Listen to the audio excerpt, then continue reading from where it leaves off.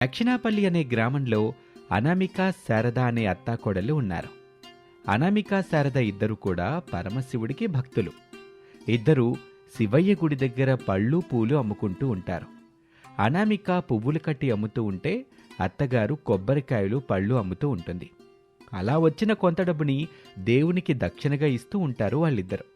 అలా ఉండగా ఒకరోజు అనామిక దక్షిణివ్వటానికి వెళ్ళినప్పుడు పూజారి ఇలా అంటాడు, నేను ఎప్పటినుంచో చెప్పాలనుకుంటున్నాను, మీకొచ్చే సంపదే కొంచెంగా ఉంటుంది, అందులో కొంత దక్షిణ వేస్తున్నారు, ఇక మీకు లాభమే ఉంటుంది.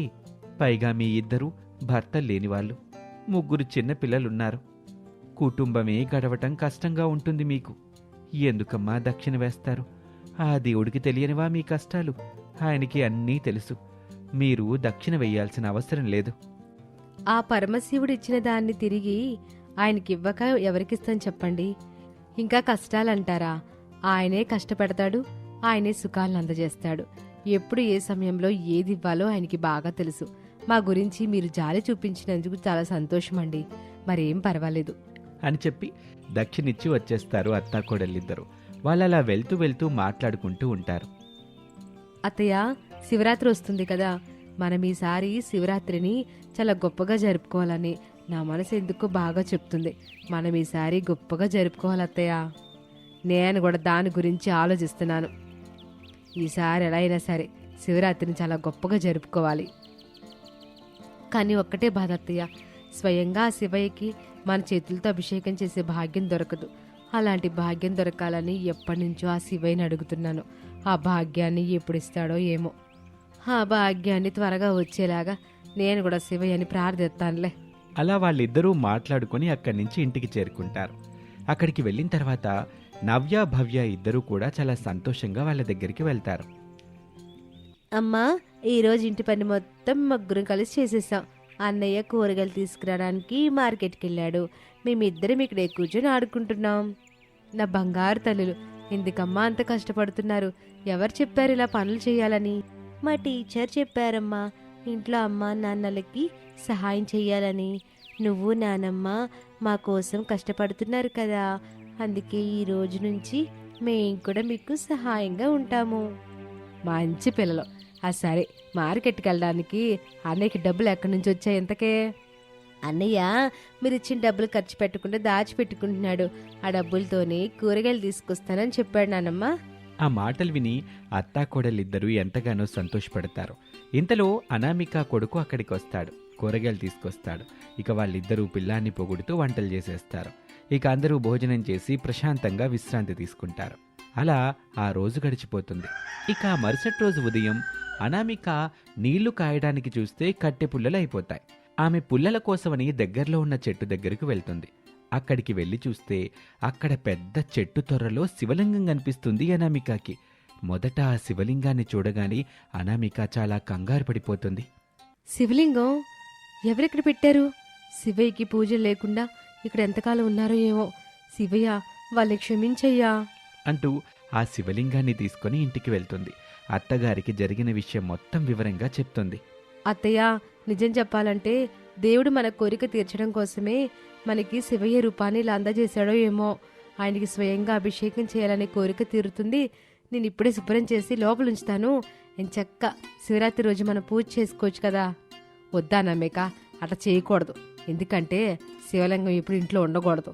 అందుకే మన ఇంటి ఎదురు చిన్న పొట్ట ఉంది కదా, ఆ పొట్టలో ఈ శివలింగం ఉంచుదాం. అక్కడ పూజలు జరుగుతాయి కాబట్టి ఎట్టాంటి ఇబ్బంది ఉండదు. అందుకు అనామిక కూడా సరే అంటుంది. ఆ శివలింగాన్ని తీసుకువెళ్లి ఆ పుట్ట దగ్గర ఉంచుతారు. ఇక వాళ్ళిద్దరూ సంతోషంగా ఎంతో ఆనందపడుతూ ఉంటారు. ఆ శివలింగాన్ని చూసి ప్రతిరోజు అక్కడికి వెళ్లి పూజలు చేస్తూ ఉంటారు. ఇక శివరాత్రి పండుగ రాని వచ్చింది. అనామిక శారద ఇద్దరూ జాగారం చేస్తూ స్వయంగా ఆ పరమశివునికి అభిషేకం చేస్తూ ఉంటారు. అక్కడికి ఎంతో మంది వస్తారు. వాళ్ళు కూడా శివయ్యకు వాళ్ళ చేతులతోనే స్వయంగా అభిషేకం చేస్తూ ఉంటారు. వాళ్ళందరూ కూడా భక్తి శ్రద్ధలతో ఆ రోజు మొత్తం జాగారం ఉంటారు. అలా ఆ రోజు గడిచిపోతుంది. ఇక మరుసటి రోజు ఉదయం అక్కడున్న వాళ్ళు అనామికతో ఇలా అంటారు, ఎన్నో రోజులుగా మేం కోరుకుంటున్న దాన్ని మీ ద్వారా తీర్చుకోవడం చాలా సంతోషంగా ఉందమ్మా. శివరాత్రి రోజు స్వయంగా స్వామివారికి మా చేతులతో అభిషేకం జరగడం అనేది నా జీవితంలో ఎప్పుడూ జరిగింది లేదు. ఈరోజు జరిగినందుకు ఎంతగానో సంతోషంగా ఉంది. మన అందరి కోరికలు తీర్చడం కోసమే స్వామి మనకిలా దర్శనం అందించారు. అని వాళ్ళు మాట్లాడుకుంటూ ఉండగానే శివలింగం అక్కడి నుంచి మాయమైపోతుంది. వాళ్ళందరూ చాలా కంగారు పడిపోతారు. అయ్యా శివయ్య, మా కోరికలు తీర్చడం కోసం మా కోసం ఇక్కడికి వచ్చావా? శివయ్య, మా దగ్గరికి వచ్చినట్టే వచ్చి వెళ్ళిపోయావా తండ్రి? మళ్ళీ నీకు స్వయంగా అభిషేకం చేయాలంటే ఎలా స్వామి? మా మీద నీకు కనికరం లేదా? మా మీద దయ చూపించు తండ్రి అని వాళ్ళంతా వేడుకుంటూ ఉంటారు. అప్పుడు వారికి ఆకాశం నుండి ఒక స్వరం వినపడుతుంది. ఆ స్వరం వాళ్ళతో ఇలా మాట్లాడుతుంది. అనామిక, మీరెవరూ బాధపడాల్సిన అవసరం లేదు. నేను ప్రతి శివరాత్రి రోజున ఇక్కడే దర్శనమిస్తాను. మీరు స్వయంగా నాకు అభిషేకం చేసుకోగలిగే అవకాశాన్ని అందజేస్తాను. ఈ పుణ్యం కేవలం మీకు మాత్రమే లభిస్తుంది. ఆ మాటలు విన్నవాళ్ళు చాలా సంతోషపడుతూ హరహర మహాదేవ శంభో శంకర అంటూ పెద్దగా కేకలు వేస్తారు. ఆ తర్వాత ఆ స్వరం అక్కడి నుంచి మాయమైపోతుంది. ఇక అక్కడున్న వాళ్ళందరూ చాలా సంతోషంగా అక్కడి నుంచి వెళ్ళిపోతారు.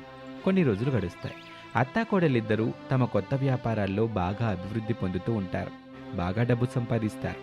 ఆ తర్వాత వాళ్ళే స్వయంగా ఎక్కడికైతే వస్తానని ఆ పరమశివుడు చెప్పాడో అక్కడే వాళ్ళు ఒక గుడిని కూడా ఏర్పాటు చేస్తారు.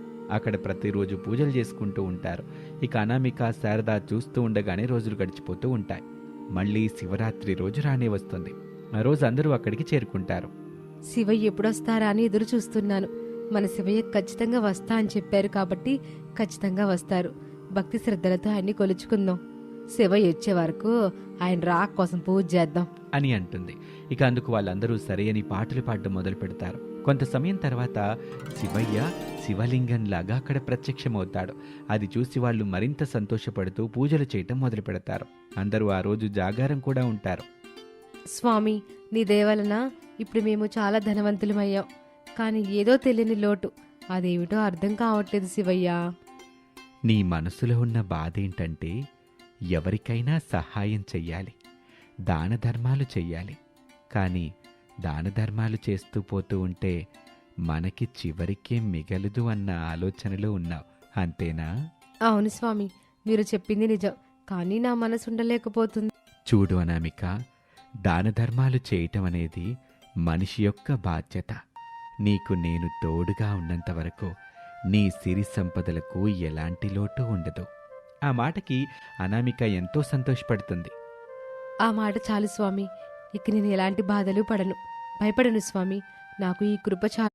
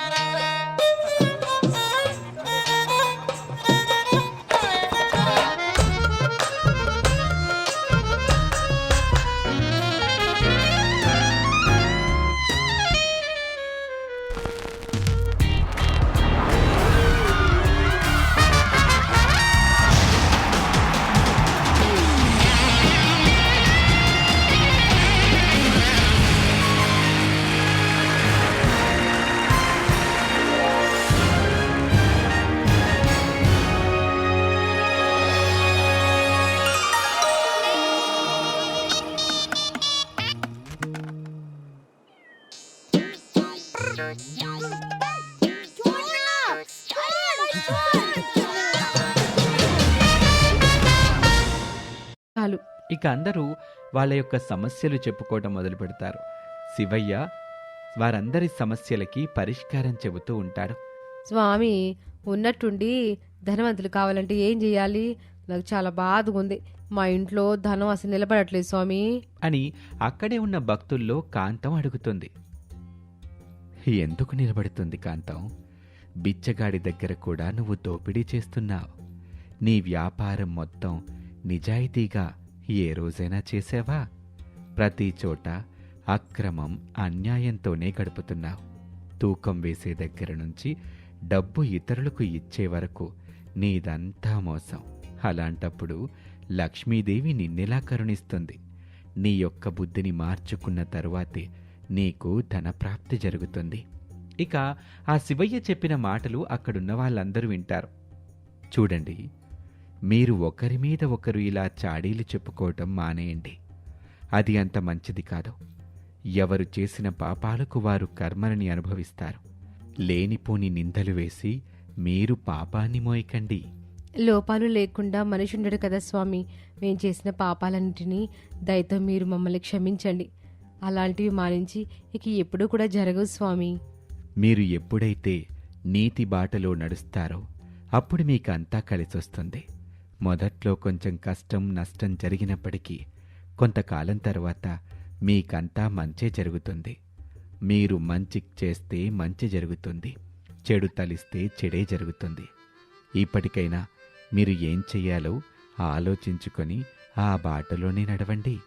ఇక శివయ్య స్వరం అలా వినిపించటంతో అక్కడున్న వాళ్ళందరూ సరే అన్నట్టుగా మాట్లాడతారు. ఇక స్వామికి పూజలు చేసుకుంటూ సంతోషంగా గడుపుతారు. ఆ రోజు రాత్రంతా జాగారంతో గడిచిపోతుంది. మరుసటి రోజు ఉదయం వాళ్ళందరినీ ఆ స్వామీజీ దీవిస్తారు. ఇక శివలింగం అక్కడి నుంచి మాయమైపోతుంది. ఇక అందరూ ఎవరిళ్లకు వాళ్ళు సంతోషంగా వెళ్ళి సంతోషంగా వారి జీవితాన్ని గడుపుతూ ఉంటారు. ఇది వాళ్ళ కథ. మరొక ఆసక్తికర కథలో మళ్ళీ కలుద్దాం. అంతవరకు సెలవు. నమస్తే.